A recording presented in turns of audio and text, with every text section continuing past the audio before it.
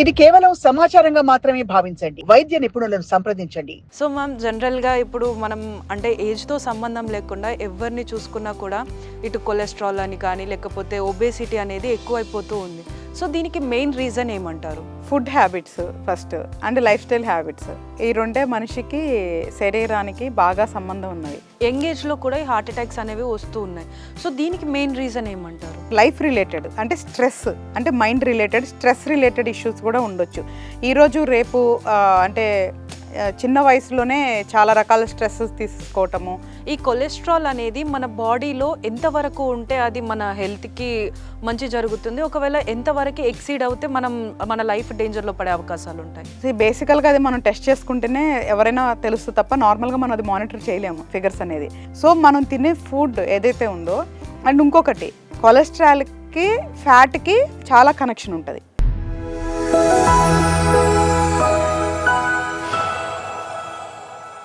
Hi, hello, welcome to Sakshi life. ఈ మధ్యకాలంలో మనం చూసుకున్నట్టయితే చాలామంది కూడా ఎక్కువగా ఇబ్బంది పడేటువంటి డిసీజెస్ ఏవైనా ఉన్నాయి అని అంటే అది మన బాడీలో బ్యాడ్ ఫ్యాట్ ఇంకా బ్యాడ్ కొలెస్ట్రాల్, అదేవిధంగా ఇది క్రియేట్ చేసేటువంటి ఒబేసిటీ. కానీ జనరల్గా ఏంటంటే మనలో ఈ కొలెస్ట్రాల్ కానీ ఫ్యాట్ని తగ్గించుకోవడానికి చూసినప్పుడు ప్రతి ఒక్కరం కూడా మనం కంప్లీట్గా ఆయిల్స్ అనేవి అయితే వాటిని టర్మినేట్ చేస్తూ ఉంటాం. కానీ ఆయిల్స్ అనేవి కూడా దాంట్లో మనకి గుడ్ కొలెస్ట్రాల్, అదేవిధంగా good fat and bad cholesterol, bad fat create చేసేటువంటి ఫుడ్స్ కూడా ఉంటాయి. సో మనం డైట్ ఫాలో అయ్యేప్పుడు ఎలాంటి ఫ్యాట్స్ తీసుకోవాలి, ఎలాంటి కొలెస్ట్రాల్ ఫుడ్ తీసుకోవాలి, అదేవిధంగా వీటికి ఆల్టర్నేటివ్గా ఎలాంటి ఫుడ్స్ అనేవి అయితే మనకి తీసుకోవడం వల్ల మన బాడీ అనేది హెల్తీగా ఉంటుంది, ఇవన్నీ విషయాలపైన కూడా మాట్లాడడానికి ప్రస్తుతం మనతో పాటు motivational speaker, public speaker, influencer and astrologer doctor హరిత గోగినేని గారు, అదేవిధంగా తను ఫిలిం ప్రొడ్యూసర్ అండ్ డైరెక్టర్ కూడా. సో వారిని అడిగి మరిన్ని విషయాలు తెలుసుకుందాం. నమస్తే మ్యామ్. నమస్తే. సో మ్యామ్, జనరల్గా ఇప్పుడు మనం అంటే ఏజ్తో సంబంధం లేకుండా ఎవరిని చూసుకున్నా కూడా ఇటు కొలెస్ట్రాల్ అని కానీ లేకపోతే ఒబేసిటీ అనేది ఎక్కువైపోతూ ఉంది. సో దీనికి మెయిన్ రీజన్ ఏమంటారు? Food habits first and life style habits, ఈ రెండే మనిషికి శరీరానికి బాగా సంబంధం ఉన్నవి. సో ఫుడ్ హ్యాబిట్స్ ఏంటి అంటే ఈరోజు రేపు నోరేం కోరుకుంటుందో అదే ఇచ్చేస్తున్నారు, కానీ శరీరానికి ఏం అవసరం అనేది అది ఇవ్వట్లేదు. సో నేను ఏమంటాను అంటే, సో మనకి ఇష్టమైన ఫుడ్స్ తినాలి, కానీ ఏదైనా సరే లిమిట్ చేసుకుంటే రేపు శరీరానికి సంబంధించిన రోగాలు కానివ్వండి, బాధలు కానివ్వండి తప్పించుకోవడానికి మనకు అవకాశం ఉంటుంది. సో శరీరానికి మనం ఏం ఫీడ్ చేస్తామో అదే మనకి దాని నుంచి వచ్చే దాంట్లోంచి రిటర్న్ వస్తుంది. Very simple logic. కాబట్టి కంపల్సరీగా మనం తీసుకునే ఫుడ్ హ్యాబిట్స్, మన లైఫ్ ఏదైతే డైలీ హ్యాబిట్స్ ఉన్నాయో ఆ రెండు అనేది చాలా మేజర్ ఇంపార్టెంట్. యంగ్ ఏజ్లో కూడా ఈ హార్ట్ అటాక్స్ అనేవి వస్తూ ఉన్నాయి. సో దీనికి మెయిన్ రీజన్ ఏమంటారు? హార్ట్ అటాక్ అంటే మనకి మల్టిపుల్ రీజన్స్ ఉండొచ్చు. అంటే ఒకటి ఏమంటారు, లైఫ్ రిలేటెడ్ అంటే స్ట్రెస్, అంటే mind related, stress related issues కూడా ఉండొచ్చు. ఈరోజు రేపు అంటే చిన్న వయసులోనే చాలా రకాల స్ట్రెస్ తీసుకోవటము, దట్ కుడ్ బి ఫినాన్షియల్ అవ్వచ్చు, రిలేషన్ రిలేటెడ్ ఇష్యూస్ అవ్వచ్చు. కాబట్టి హార్ట్ అటాక్కి ఫుడ్, లైఫ్ స్టైల్ హ్యాబిట్స్తో పాటు మైండ్ అంటే స్ట్రెస్ రిలేటెడ్ కూడా ఎఫెక్ట్ అయ్యేదానికి అవకాశం ఉంటుంది. కాబట్టి ఈరోజు రేపు ఇంకా వయసుకు సంబంధం లేకుండా మనకి ఇలాంటి ప్రాబ్లమ్స్ చూస్తున్నాం అనమాట. సో మ్యామ్, ఇప్పుడు లివర్కి కొలెస్ట్రాల్ అనేది యూస్ఫుల్ అవుతుంది అని అంటారు. సో ఈ కొలెస్ట్రాల్ అనేది మన బాడీలో ఎంతవరకు ఉంటే అది మన హెల్త్కి మంచి జరుగుతుంది, ఒకవేళ ఎంతవరకు ఎక్సీడ్ అవుతే మన లైఫ్ డేంజర్లో పడే అవకాశాలు ఉంటాయి? బేసికల్గా అది మనం టెస్ట్ చేసుకుంటేనే ఎవరైనా తెలుస్తుంది తప్ప నార్మల్గా మనం అది మానిటర్ చేయలేము ఫిగర్స్ అనేది. సో అసలు మనం అది అంటే ఎంత అనేది పక్కన పెట్టేస్తే మనకి కొలెస్ట్రాల్లో ఎల్డిఎల్, హెచ్డిఎల్ అని రెండు రకాలు ఉంటాయి. So good cholesterol, bad cholesterol అని ఉంటుంది. LDL comes under bad cholesterol అనమాట. సో మనం తినే ఫుడ్ ఏదైతే ఉందో, అండ్ ఇంకొకటి కొలెస్ట్రాల్కి ఫ్యాట్కి చాలా కనెక్షన్ ఉంటుంది. సో అలా అని చెప్పి ఫ్యాట్ ఉన్న వాళ్ళందరికీ కొలెస్ట్రాల్ ఉంటుందని లేదు, అలానే సన్నగా ఉన్న వాళ్ళకి కొలెస్ట్రాల్ లేదని కాదు. బట్ కానీ ఇంట్రా రిలేటెడ్ అయితే ఉంటాయి. ఫ్యాట్ అండ్ కొలెస్ట్రాల్కి కొంచెం సంబంధం కూడా ఉంటుంది. సో కాబట్టి ఏదైతే మనం గుడ్ ఫ్యాట్, బ్యాడ్ ఫ్యాట్ ఎట్లాగా డిఫైన్ చేస్తామో అట్లాగే మనకి గుడ్ కొలెస్ట్రాల్, బ్యాడ్ కొలెస్ట్రాల్ అని ఉంటుంది. కాబట్టి అన్నీ చెకప్ చేసుకునేటప్పుడు ఇయర్లీ వన్స్ కానీ 6 monthsకి ఒక్కోసారి కానీ మనకి కొలెస్ట్రాల్ రిలేటెడ్ కానీ, డయాబెటిక్ రిలేటెడ్ కానీ, మనం థైరాయిడ్ రిలేటెడ్ కానీ, ఎస్పెషల్లీ మనకి తెలుగు వాళ్ళు కానీ, ఇండియన్స్ కానీ ఈ 3 అండ్ బ్లడ్ రిలేటెడ్ సిబిఏసి ఇలాంటి అన్ని బేసిక్ టెస్ట్లు అనేది ఎవ్రీ 6 months ఆర్ 1 yearకి ఒకసారి చేయించుకుంటే మనకి మీరు అన్నట్లు ఎక్కువ మోతాదులో ఉందా తక్కువలో ఉందా అనేది అవగాహన వస్తుంది అనమాట. సో మ్యామ్ ఇప్పుడు జనరల్గా ఏంటంటే ప్రతి ఒక్కరు కూడా ఈ కొలెస్ట్రాల్స్ అనేవి తగ్గించుకోవాలి, హెల్తీగా ఉండాలి అని చెప్పేసి కంప్లీట్గా ఏంటంటే ఆయిల్ని కంప్లీట్గా అవాయిడ్ చేస్తూ ఉంటారు, లేకపోతే కొన్ని గుడ్ ఫ్యాట్స్ ఉన్న ప్రోడక్ట్స్ని కూడా అవాయిడ్ చేస్తూ ఉంటారు. సో అసలు బేసిక్గా good fats, good cholesterol food దేని అండర్ కింద వస్తుంది, అండ్ అదేవిధంగా బ్యాడ్ కొలెస్ట్రాల్ కానీ బ్యాడ్ ఫ్యాట్ కింద ఎలాంటి ఫుడ్ ఐటమ్స్ వస్తాయి? పీపుల్ కానీ లేదు అంటే ఆన్లైన్ ప్లాట్ఫామ్లో కానీ ఒకటే దానికి సంబంధించి చాలా రకాల ఇన్ఫర్మేషన్స్ ఉంటాయి, చాలా కాన్ఫ్లిక్ట్స్ కూడా ఉంటాయి ఒకే సబ్జెక్ట్ మీద. సో మనం ఏమంటున్నానంటే ఒక సామాన్యులకి ఎక్కువ సైన్స్ అవసరం లేదు, జస్ట్ బేసిక్ నాలెడ్జ్ ఉంటే సరిపోతుంది.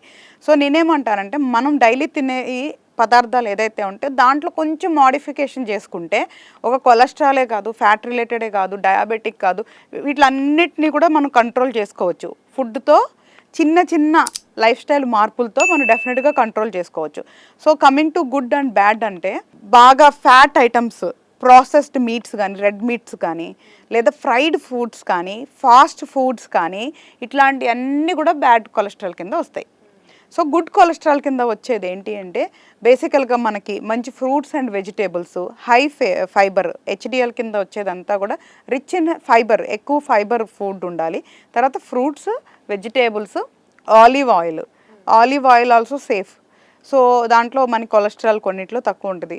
ఆలివ్ ఆయిల్ అంటే కొంతమంది బ్రాండ్ పేరు కూడా ఆలివ్ ఆయిల్ అని ఉంటుంది, బట్ నో, ఐఎమ్ టాకింగ్ ఒరిజినల్గా ఆలివ్ ఆయిల్ ఉండాలి.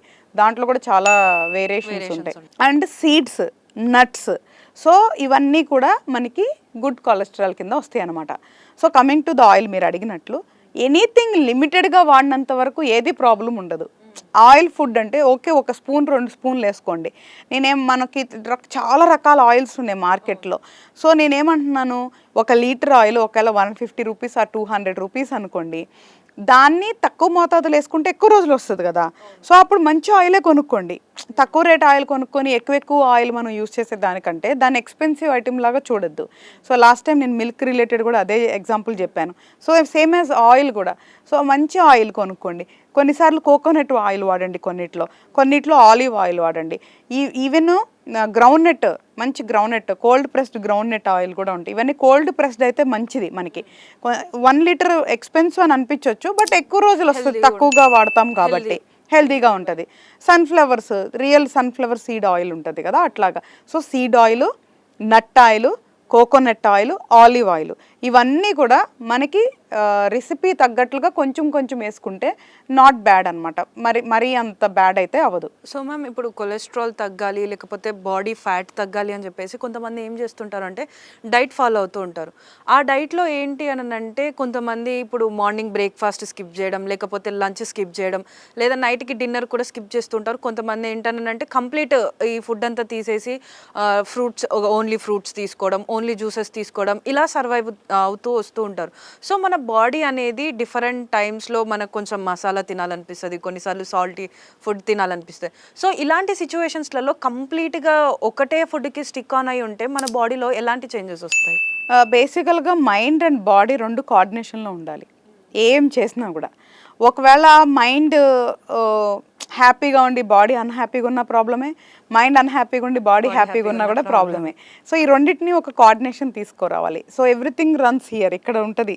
అది తినాలి, ఇది తినాలి అనేది ఇక్కడే రన్ అవుతుంది కాబట్టి, సో మన ఆలోచనలు ఒక పర్టికులర్ ప్రాబ్లం వచ్చినప్పుడు, లేదా ఒక పర్టికులర్ ప్రాబ్లం రాకూడదు అనుకున్నప్పుడు మాత్రం కొన్ని కఠినంగా చేయాల్సి వస్తుంది. అదే లైఫ్ అంతా పాటించాల్సిన అవసరం లేదు, ఒకవేళ నచ్చితే కూడా పాటించవచ్చు. అండ్ రెండోది మీరు అడిగినట్లు స్కిప్పింగ్ గురించి, ప్రతి ఒక్కరికి ఎవ్రీబడి బాడీ డిఫరెంట్, అందరికీ ఒకటే వర్తించదు. సో మనకి మన బాడీ చెప్తుంది అది కంఫర్ట్ ఉందా లేదా అనేది. సో దానికి తగ్గట్లుగా మనం కొన్ని అడ్జస్ట్ చేసుకుంటూ వెళ్ళొచ్చు, లేదా మనం అలవాటు చేసినట్లు కూడా బాడీ అలవాటు పడిపోతుంది స్లోగా. కానీ ఒకటి అలవాటు చేసిన తర్వాత ఇంకొక దానికి సడన్గా చేంజ్ అవ్వాలంటే కొంచెం కష్టం అవుతుంది. కాబట్టి ఎనీథింగ్ గో స్లో, ఏదైనా స్లో ప్రాసెస్లో అవుతుంది తప్ప ఓవర్ నైట్లో ఏది అవ్వదు. ఒకవేళ మార్నింగ్ బ్రేక్ఫాస్ట్ స్కిప్పింగ్ వాళ్ళ బాడీకి వాళ్ళకి మైండ్కి కంఫర్ట్ ఉంది అనుకోండి, నో హార్మ్. ఇక్కడ ప్రాబ్లం ఉండకూడదు. నాకు హెడేక్గా ఉంది, లేదు నేను నీరసంగా ఉన్నాను, నేను బ్రేక్ఫాస్ట్ తినలేదు, ఈ ఆలోచన ఉన్నంత వరకు బాడీకి స్ట్రెంగ్త్ పాస్ అవ్వదు. So everything runs from here కాబట్టి మన మైండ్ ఎంతవరకు కంట్రోల్లో ఉంటుందో అంతవరకు కూడా బాడీకి కావాల్సిందంతా కూడా ప్రాపర్గానే వెళ్తున్నట్లు అనమాట. సో ఎనీథింగ్ స్కెడ్యూల్ ప్రాపర్గా చేసుకోవచ్చు. మార్నింగ్ లైట్గా తీసుకోవచ్చు, మధ్యాహ్నం మీడియంగా అంటే హెవీగా తీసుకోమని అయితే అసలు నేను చెప్పను, మీడియంగా తీసుకోవచ్చు, నైట్ లైట్గా తీసుకోవచ్చు. దీనివల్ల ఏంటంటే వెయిట్ లాస్కి హెల్ప్ అవుతుంది, మంచి ఆరోగ్యం మెయింటైన్ అవుతానికి కూడా సరిపోతుంది. లేదు అంటారా, హ్యాపీగా మార్నింగ్ ఒక్కసారి ఫస్ట్ మీల్ స్టార్ట్ చేసినప్పుడు ఎండ్ మీల్ వరకు, అంటే ఫర్ ఎగ్జాంపుల్ ఒకవేళ 9 to 6 అని టైం పెట్టుకున్నారనుకోండి, ఎవ్రీ 3 hours స్మాల్ క్వాంటిటీస్ని ఫీడ్ చేయండి బాడీకి. దానివల్ల కూడా ఏంటంటే స్లోగా బాడీ హంగర్ లెవెల్స్ అనేది చేంజ్ అవుతుంది, మెటాబాలిజంకి మంచిగా మనకి హెల్ప్ అవుతుంది, అండ్ రకరకాల డిసీజ్కి కూడా అది చాలా మంచి ప్రాక్టీస్ అవుతుంది. సో మ్యామ్ కొంతమంది ఏంటంటే ఇప్పుడు ఈ డైట్ ఫాలో అయినప్పుడు ఇంటర్మీడియట్ ఫాస్టింగ్ అని చేస్తూ ఉంటారు. సో ఇది ఎంతవరకు హెల్ప్ అవుతుంది? ఇనీషియల్గా అయితే మాత్రం రిజల్ట్స్ చూస్తారు, ఎందుకంటే చాలామంది చేయటం నేను చూశాను. ఒకవేళ బాడీ కంఫర్ట్ ఉందనుకోండి తప్పే లేదు. ఎందుకు అంటే ఇప్పుడు బాడీలో ఈవెన్ నేను చెప్పినట్లు స్మాల్ పార్టీషన్స్ కంటే కూడా ఇది కూడా చాలా మంచిదే. ఒక టైమింగ్ పెట్టుకుంటారు 6 hours 8 hours, ఆ టైంలో తింటారు. ఈ 6 hours 8 hours నేను కూడా అదే చెప్తున్నా, ఈ 6 hours 8 hoursలో కూడా స్మాల్ క్వాంటిటీస్ పెట్టుకోమంటున్నా. ఈ 6 hours 8 hoursలో ఎంతైనా తినొచ్చు అనే కాన్సెప్ట్లో పెట్టుకుంటున్నారు, అట్లా వద్దు. ఈ 6 hours 8 hours కూడా 4 mealsా 3 mealsా ప్రాపర్గా ప్లాన్ చేసుకోవాలి. అన్ని మీల్సే తినాలి, అది కూడా హెల్దీ ఫుడ్ తినాలి. ఏదైనా తినొచ్చు అనుకుంటున్నారు, no, that is not correct. మన బాడీకి ఏం ఫీడ్ చేస్తామో మన రిజల్ట్స్ అదే వస్తుంది. మంచి ఫుడ్ ఫీడ్ చేస్తే అది మంచిగా హెల్తీగా తిరుగుతుంది, బ్యాడ్ ఫుడ్ ఫీడ్ చేస్తే మనకు అన్నెసరీ డిసీజెస్ ఏదైతే ఉందో కొలెస్ట్రాల్, బ్యాడ్ ఫ్యాట్ ఫామ్ అవటం, మళ్ళీ దీనివల్ల స్ట్రెస్ క్రియేట్ అవటం, హార్మోన్స్ ఇన్బ్యాలెన్స్ అవ్వటం, మళ్ళీ దానివల్ల మనకి థైరాయిడ్ ప్రాబ్లమ్స్ రావటం, డయాబెటిక్ ప్రాబ్లమ్స్ రావటం, ఇట్లాంటివన్నీ వస్తాయి. కాబట్టి మన body is not a trash bin, మన బాడీ కానీ స్టమక్ కానీ చెత్త కుప్ప కాదు. సో హెల్దీ ఫుడ్ వేయండి, అంతేగాని ఎక్కడ పడితే అక్కడ ఫాస్ట్ ఫుడ్స్, ఏ ఆయిల్ పడితే ఆయిల్లో అయినా డీప్ ఫ్రైడ్ ఫుడ్స్, అంటే ఆయిల్ని 10 సార్లు మరగబెడతారు, చూస్తారు, చాలా హ్యాపీగా తింటారు, ఎందుకంటే they giving preference to taste buds. So కళ్ళతో చూస్తున్నాం కదా, సో పాపం మనసు అనేది చాలా బాధపడుతూ ఉంటుంది, అరే నా శరీరానికి ఇట్లాంటి ఫుడ్ ఇస్తున్నారా అని. సో నేనేమంటున్నాను, ఒక వయసు వరకు తెలీదు ఎలాంటి ఫుడ్ ఇచ్చినా, 20s 30s వరకు తెలీదు. సో దాని తర్వాత మనకి ఇలాంటి ప్రాబ్లమ్స్ అన్నీ వస్తాయి. ఇప్పుడు ఇంకా 30sలోనే వస్తున్నాయి అన్ని ప్రాబ్లమ్స్. సో కాబట్టి నేనేం చెప్తాను అంటే, respect the body. Cheat day పెట్టుకోండి, బట్ నాట్ ఎవ్రీడే. పేదవాడి పక్షాన నిలబడతాం, ప్రజా గొంతుకై నినదిస్తాం.